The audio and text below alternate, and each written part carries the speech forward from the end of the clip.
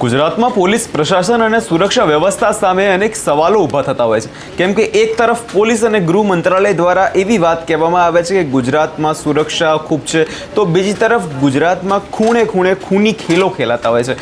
અને આવો જ કંઈ બનાવ ગઈકાલે મહેસાણામાંથી સામે આવ્યો, જેણે કાયદાના ધજાગરા ઉડાવ્યા છે. શું તે સમગ્ર મામલો, તેના વિશે વિગતે ચર્ચા કરીશું. નમસ્કાર, હું છું પ્રથમ મોદી, આપ જોઈ રહ્યા છો નિર્ભય ન્યૂઝ. મહેસાણા મહાનગરપાલિકાની ચૂંટણી લડાઈ હવે લોહિયાળ બની છે, કેમ કે વોર્ડ નંબર 4માં જે પ્રકારે ખૂની ખેલ ખેલાયો છે તેણે સમગ્ર પંથકમાં અત્યારે સનસનાટી મચાવી દીધી છે. ભાજપ અને કોંગ્રેસના સમર્થકો વચ્ચે થયેલી અથડામણમાં એક યુવાનનો ભોગ લેવાયો છે.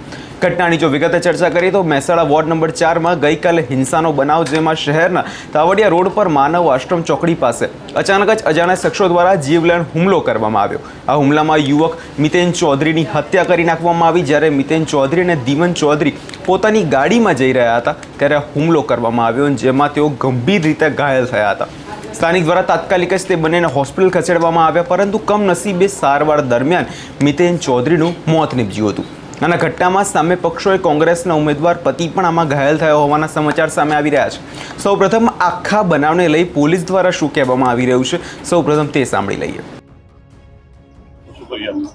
ગઈકાલે late night midnight around Mehsana જે city A division police station વિસ્તાર છે તેની અંદર માનવ આશ્રમ ચોકડીથી તાવડિયા જતા વચ્ચે રોડ ઉપર વળાંકની અંદર જે આ કામની અંદર ભોગ બનનાર અને મરણ જનાર જે વ્યક્તિ છે મિતન ચૌધરી, તેઓ તેમના અન્ય મિત્રો સાથે ત્યાંથી પસાર થઈ રહ્યા હતા. તો એ દરમિયાનમાં 4 થી 5 અન્ય ઈસમો દ્વારા તેઓને રસ્તાની અંદર રોકી અને એક ગુનાહિત કાવતરાના ભાગરૂપે તેઓને એકસંપ થઈ અને તેઓની ઉપર તીક્ષ્ણ અને મારક હથિયારો વડે તેઓની ઉપર હુમલો કરેલો હતો, જેની અંદર તેઓને બોડી ઉપર અલગ અલગ જગ્યાઓ ઉપર ઈજાઓ થયેલી હતી. અને સારવાર દરમિયાન જે ભોગ બનનાર છે મિતન ચૌધરી, તેઓનું મૃત્યુ નિપજેલું છે. સમગ્ર ઘટનાના પગલે પોલીસે તાત્કાલિક અલગ અલગ ટીમો બનાવી અને આરોપીઓની શોધખોળ, આ ગુનાહિત કાવતરામાં કોને કોને શું ભાગ ભજવેલો છે તેની તપાસ, CCTV કેમેરાનું ફૂટેજીસ મેળવી તેનું એનાલિસિસ, CDR એનાલિસિસ, એના માટે થઈ અને જિલ્લા પોલીસની અને LCBની અલગ અલગ ટીમો એની અંદર અત્યારે લાગેલી છે. અને સત્વરે આ બાબતે પ્રોપર BNSની સેક્શન્સ હેઠળ ગુનો દાખલ કરી અને આરોપીઓની ધરપકડ કરી આગળનું ઇન્વેસ્ટિગેશન હાથ ધરવામાં આવશે. આરોપીઓની એક વખત ઓળખ થઈ જાય, ગુનો દાખલ થાય, ત્યાર પછી તેઓનું પૃષ્ઠભૂમિ, રાજનીતિક પૃષ્ઠભૂમિ શું છે તે બાબતે ટિપ્પણી કરી શકાશે. ચૂંટણી અદાવતમાં કહી શકાય પ્રાથમિક કારણ ચૂંટણીની બાબતમાં મનદુખ રાખીને થયું હોય તેવું લાગી રહ્યું છે, પરંતુ ગુનો દાખલ થયા પછી ઇન્વેસ્ટિગેશનની અંદર જ એ બાબતે ચોક્કસ નિષ્કર્ષ કાઢી શકાશે. હાલ જે અમને જે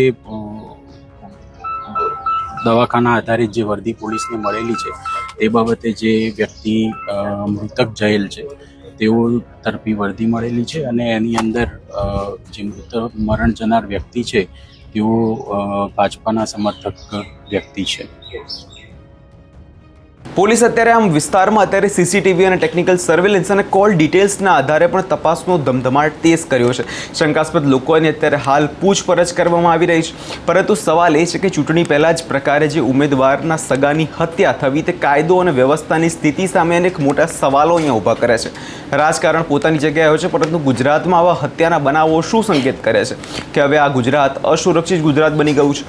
કેમ કે એક તરફ સુરક્ષા વ્યવસ્થાની વાતો કરવામાં આવે છે, એક તરફ એવું કહેવામાં આવતું હોય છે ગુજરાતનો આ સુરક્ષિત વિસ્તાર છે, આ શહેર સુરક્ષિત છે, તો આવા બનાવો જે જાહેર રસ્તે બનવા એ પણ ચૂંટણીના થોડા સમય પહેલાં એ પોલીસની કામગીરી પર અનેક સવાલો અહીંયા ઊભા કરી રહ્યા છે. હવે જોવાનું એ રહેશે આગળના સમયમાં થાય છે શું અને ક્યારે આ આરોપીની ધરપકડ કરવામાં આવે છે. આ વિષયને લઈને તમારો શું અભિપ્રાય છે અમને કમેન્ટ કરી ચોક્કસથી જણાવજો. અને અમારી ચેનલ નિર્ભય ન્યૂઝને લાઇક, શેર અને સબસ્ક્રાઈબ કરવાનું ભૂલશો નહીં.